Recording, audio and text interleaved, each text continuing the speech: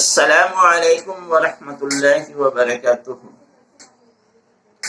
Myself, Abdul Haq, Dini Art teacher, ZP Zakaria English High School. Welcome all of you in Dini Art online classes. My dear students, today I will continue our 5th chapter, Surah Al-Alaq. The remaining verse. First of all, I will recite the remaining verse, then explain it. أعوذ بالله من الشيطان الرجيم. بسم الله الرحمن الرحيم.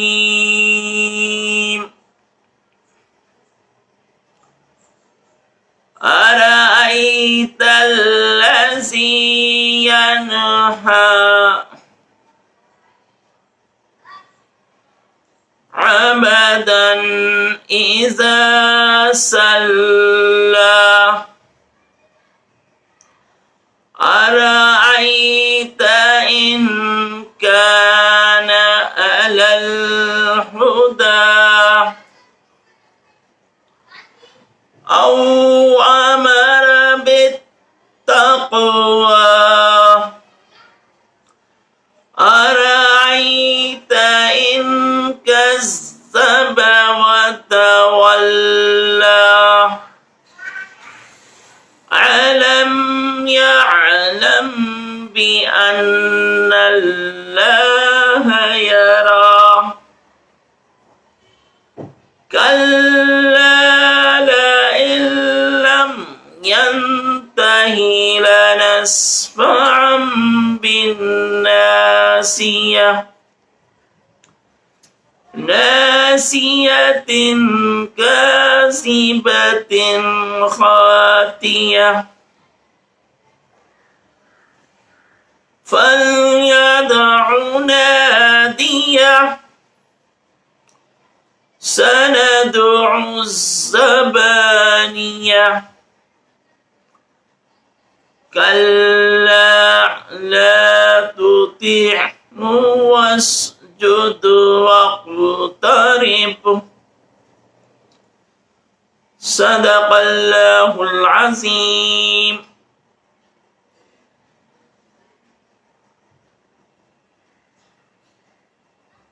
When we recite the last verse of this surah, we do the one sajda, sajda tilawa. یعنی اس سورہ کی آخری آیت کی جب ہم تلاوت کریں گے تو اس آیت پر ایک سجدہ ہم پر واجب ہو جاتا ہے. اس لیے جب بھی یہ آیت پڑھیں یا سنیں تو ایک سجدہ ہمیں کرنا ہے. Now I will explain its meaning. So listen carefully, everyone.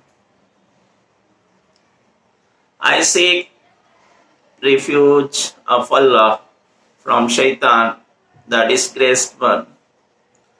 In the name of Allah, most gracious, most merciful. Ara'ayta alladhi yanha. Have you seen him who dissociates a votary? Abdan idha salla, when he turns to pray. Ara'ayta in kana ala al-huda. Have you seen if he is on the right path? Aw amara bit-taqwa, or enjoins piety. Ara'ayta in kazzaba wa tawalla. Have you considered if he prevented, denies truth, and turns away? Alam ya'lam bi anna Allah yara. Does he not know that Allah sees the all? Kalla la'in lam yantahi lanasfa'an bin nasiya. Beware, if he desist not, we will surely drag him by the forelock. Nasiyatin kasibatin khatiya, a lying sinful forelock. فَلْيَدْعُ نَادِيَهُ, then let him call his council.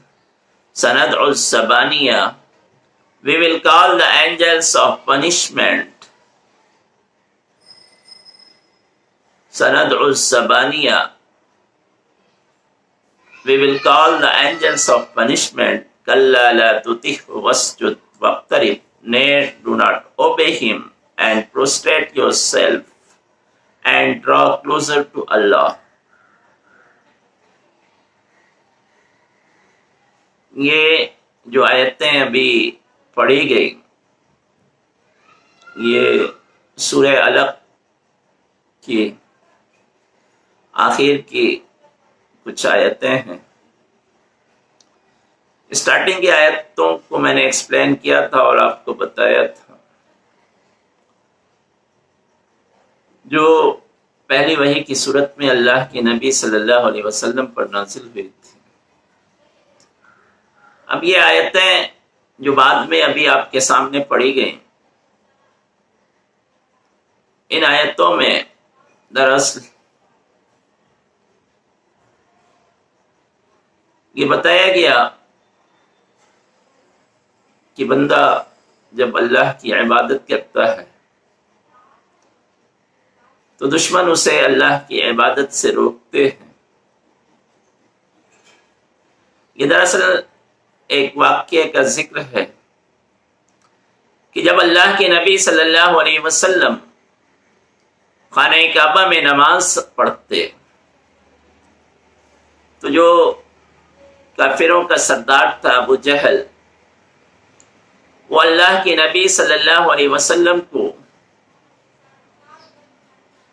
حرم کے اندر نماز پڑھنے سے روکا کرتا تھا.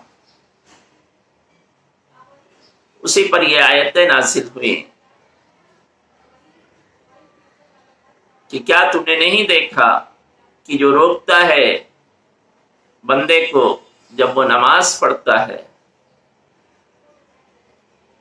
کیا تو نہیں دیکھتا کہ وہ ہدایت پر ہے یا پھر لوگوں کو تقوی کا حکم دیتا ہے؟ کیا تو نے نہیں دیکھا کہ وہ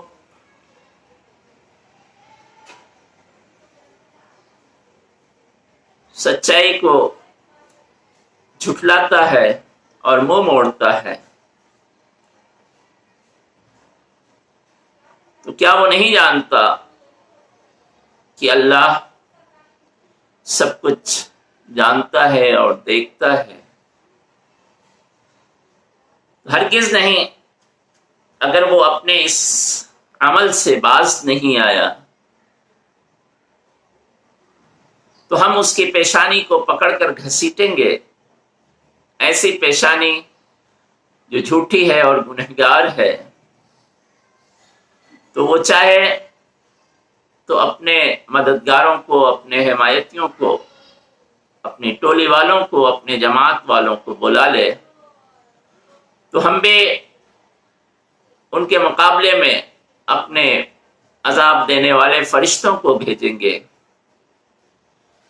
جو ان کو تباہ و برباد کر کے رکھ دیں گے. تو تمہیں ان سے ڈرنے کی ضرورت نہیں ہے، ہم تمہارے ساتھ ہیں. تو تم ہرگز ان کی باتوں میں نہ آنا، ان کی بات نہ ماننا، ان کی اطاعت نہ کرنا، اور تم اللہ کے سامنے جھکو، سجدہ کرو اور اس سے قریب ہو جاؤ. وہ تمہارا کچھ بھی نہ بگاڑ سکیں گے. ایک مرتبہ اللہ کے رسول صلی اللہ علیہ وسلم جب خانہ کعبہ میں نماز ادا کر رہے تھے۔ ابو جہل جو کافروں کا سردار تھا، اس نے یہ سوچا کہ نماز کی حالت میں ہی اللہ کے رسول صلی اللہ علیہ وسلم کی گردن پر جا کر اپنا پاؤں رکھ دے تاکہ اس کا دم گھٹ جائے، نعوذ باللہ۔ جب وہ قریب ہوا اللہ کے رسول صلی اللہ علیہ وسلم کے، تو اس نے اپنے اور اللہ کے رسول صلی اللہ علیہ وسلم کے درمیان ایک آگ کا گڈھا، ایک خندق دیکھی، اور بہت سارے پروں کو دیکھا جو اسے نوچنے کے لیے کھڑے ہوں، اس پر حملہ کرنے کے لیے کھڑے ہوں۔ اس کی ہمت نہیں ہوئی، وہ آگے نہیں بڑھ سکا، اور دیکھ کر ڈر سے کانپنے لگا اور پیچھے ہٹایا۔ اسی موقع سے یہ آیتیں نازل ہوئیں کہ تم نے کیا سمجھ رکھا ہے، تم اللہ کے بندے کو، اللہ کے رسول کو اللہ کے گھر میں اس کی عبادت سے روکتے ہو، تو یہ مت سمجھو کہ تمہارے ساتھ بہت بڑی جماعت ہے، ٹولی ہے، اور تم اس کے ذریعے جو چاہو ہمارے نبی اور رسول کے ساتھ، ایمان لانے والوں کے ساتھ کر گزرو، تو ایسا ہرگز ممکن نہیں۔ یہ تمہاری بھول ہے۔ اللہ اپنے رسول، اپنے بندے کی حفاظت پہ طاقت اور قدرت رکھتا ہے۔